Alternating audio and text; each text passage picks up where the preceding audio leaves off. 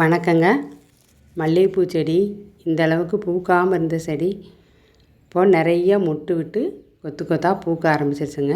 அதுக்கு நான் என்ன பண்ணினேன், எப்படி பராமரிச்சேங்கிறத இன்றைக்கி இந்த வீடியோவில் பார்க்கலாங்க. பார்த்திங்கன்னா நிறைய மொக்கு விட்டுருக்குது. ஒவ்வொரு கனவுலேயும் 4 மொக்கு விட்டுருக்குதுங்க. விட்டு இந்த அளவுக்கு நிறைய பூ பூத்துருக்குதுங்க. 4 செடி ஊர்சா வச்சு அழகாக பூ பூத்துருக்க பார்க்குறக்கு சூப்பராக இருக்குதுங்க. இந்த மாதிரி ரொம்ப ஈஸியாக நம்ம மல்லிகைப்பூ செடியை பூக்க வைக்கலாம். ஒவ்வொரு பூ இது அடுக்கு மல்லி, ஒவ்வொரு பூவும் நல்லா சென்டாக குட்டி குட்டி ரோஜா மாதிரி இருக்குதுங்க. இந்த அளவுக்கு நான் எப்படி பூக்க வைக்கிறேங்கிறத பார்க்கலாங்க.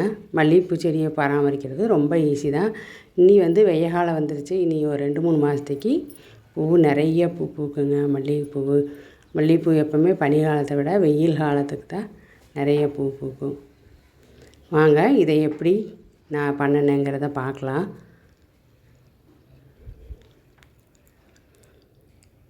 இந்த அளவுக்கு இருக்கிற இந்த இலையெல்லாம் ஒரு இலை இல்லாமல் எல்லாத்தையும் நல்லா உருவி விட்டுக்கலாங்க.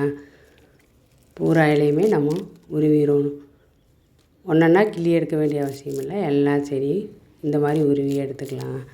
அது அப்படியே நல்லா துளிர் விட்டு தளைஞ்சிரும், ஒன்றும் ஆகாது.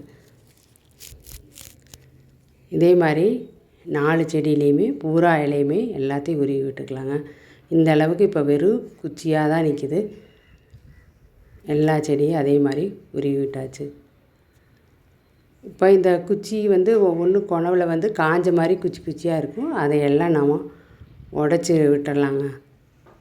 உடச்சி விட்டுட்டோம்னா நல்லாவே துளிர் விட ஆரம்பிச்சிடும். அந்த கொணவில் காஞ்ச மாதிரி இருக்கிற குச்சியெல்லாம் எல்லா செடியிலையும் அங்கங்கே இருக்கிறத உடச்சி எடுத்துடலாங்க. இந்த அளவுக்கு பூரா செடியிலையுமே அது மாதிரி இருக்கிறத உடச்சி எடுத்துடலாம்.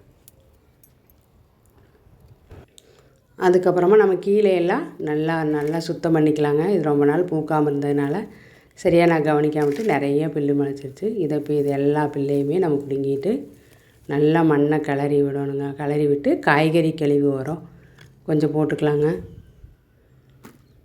எல்லா செடிக்குமே காய்கறி கழிவு உரம் போட்டுக்கலாம். மண்ணை நல்லா கிளறி விட்டுட்டு 2 கை 3 கை நிறையாவே உரம் போட்டுக்கலாங்க. நம்ம வீட்டிலையே செலவே இல்லாமல் தயாரிக்கிற உரம் காய்கறி கழிவு உரம். காய்கறி கழிவு உரம் தயாரிக்கிறது எப்படின்னு வீடியோ போட்டுக்கிறேன், பாருங்கள். உரத்தை போட்டுட்டு மறுபடியும் ஒருக்கா கிளறி விட்டுக்கலாங்க. அப்போ தான் தண்ணி ஊற்றினோம்னா நல்லா வேர் வரைக்கும் அந்த நல்லா சத்து இறங்கும். இந்த மாதிரி போட்டு விட்டுட்டு நல்லா தண்ணி நிறையாவே ஊற்றிக்கலாங்க. தண்ணி நல்லா நிறைய ஊற்றி விட்டுட்டு இப்போவே மீன் அமிலம் ஒரு டைம் அடிச்சுக்கலாங்க. ஃபஸ்ட்டு இதெல்லாம் பண்ணும்போது தான் நல்லா செடிக்கு நிறைய சத்து கிடச்சி சீக்கிரமாக துளிர் விட்டு பூ பூக்க ஆரம்பிக்கும். இப்போ மீன் அமிலம் 1 லிட்டருக்கு 5 மில்லிங்கிற கணக்கில் ஊற்றிக்கலாம். வடிகட்டி ஊற்றிக்கணுங்க. அப்போ தான் நம்ம இதை ஸ்பேரில் அடிக்கும்போது அடைக்காமல் இருக்கும். இந்த மாதிரி எல்லா இடத்துலையும் படுற மாதிரி நல்லா அடித்து விட்டுக்கலாங்க. நல்லா வேர் தண்டு கொணவுலேருந்து எல்லா இடத்துக்கும் மீன் அமிலம் அடித்து விட்டால் 1 வாரத்துலேயே இந்த அளவுக்கு கொணவில் துளிர் விட்டு வந்துருச்சு பாருங்கள். 2 இலை அப்படியே விட்டுருச்சு. நம்ம இதை உருவி விட்டு 1 வாரத்துலேயே இந்த அளவுக்கு நல்லா துளிர் விட்டு வந்துருச்சுங்க. மறுபடியும் ஒருக்கா கிளறி விட்டு நம்ம அரிசி பருப்பு கழுவுற தண்ணி ஊற்றிக்கலாம். இதுவும் நல்லா ஒரு 2-3 நாள் புளிக்க வச்சு ஊற்றினா நல்லா சத்து. அப்போதைக்காகவும் ஊற்றிக்கலாம்.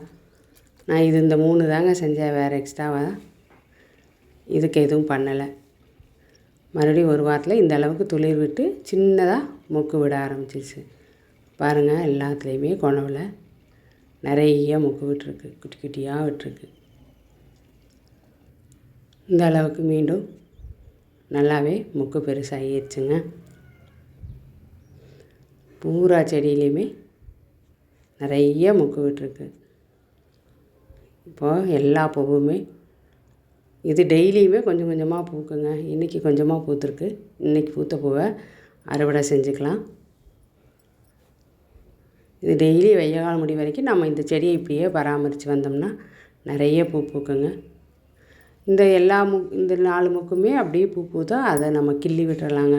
ஒவ்வொரு டைம் பூ பூத்ததுக்கப்புறம் அதை வந்து நம்ம கிள்ளி விட்டோம்னா தான் மீண்டும் துளிர் விட்டு மல்லிகைப்பூவை பொறுத்தளவுக்கு எப்போவுமே பூ பூத்ததுக்கப்புறம் மறுபடியும் ஒருக்கா நம்ம கிள்ளி விட்டோம்னா தான் நல்லா மீண்டும் துளிர் விட்டு பூ பூக்குங்க. இந்த வீடியோ பிடிச்சிருந்தா லைக் பண்ணுங்கள், கமெண்ட் பண்ணுங்கள், சப்ஸ்கிரைப் பண்ணுங்கள். நீங்களும் மல்லிகைப்பூ செடி ஈஸியாக வீட்டில் வளர்க்கலாம். நன்றி.